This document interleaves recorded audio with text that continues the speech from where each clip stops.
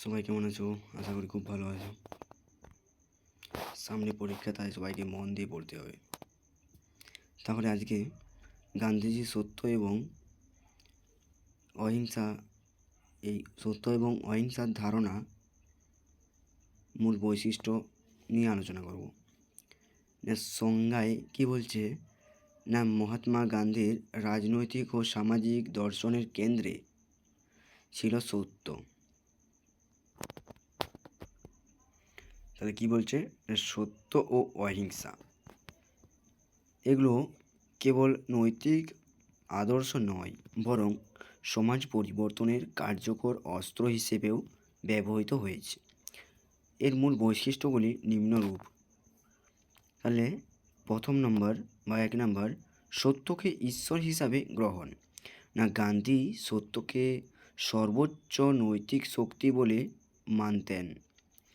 তার মতে সত্যই ঈশ্বর, অর্থাৎ সত্যের ধারণা মানে নৈতিকতার পথে চলা, অন্যায়ের বিরুদ্ধে দাঁড়ানো এবং জীবনের প্রতিটি ক্ষেত্রে সততাকে রক্ষা করা।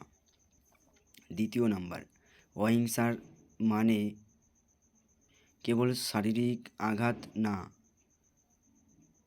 তাই কি বলছে, অহিংসা মানে কেবল শারীরিক আঘাত না দেওয়া নয়।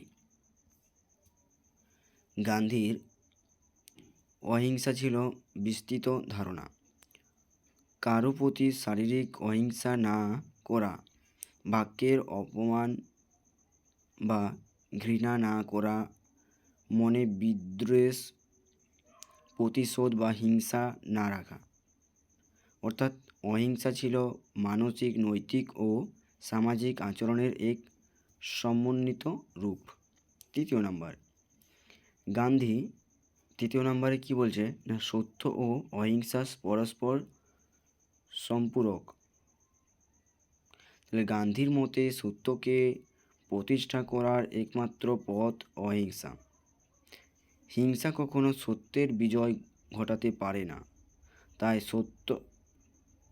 তাই সত্যাগ্রহ আন্দোলনে তিনি অহিংস অস্ত্র ব্যবহার করেন। চতুর্থ নাম্বার, নৈতিক সাহস ও আত্মবলিদানের গুরুত্ব। তাহলে সত্য ও অহিংসার পথে চলতে হলে দরকার হয় কি না, সাহস, ধৈর্য, আরেকটা আত্মসংযম।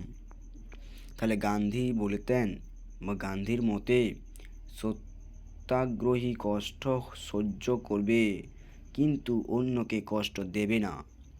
5 নম্বরে, সামাজিক ও রাজনৈতিক পরিবর্তনের মাধ্যম। না, গান্ধী সত্য ও অহিংসা শুধু ব্যক্তিগত নীতি নয়।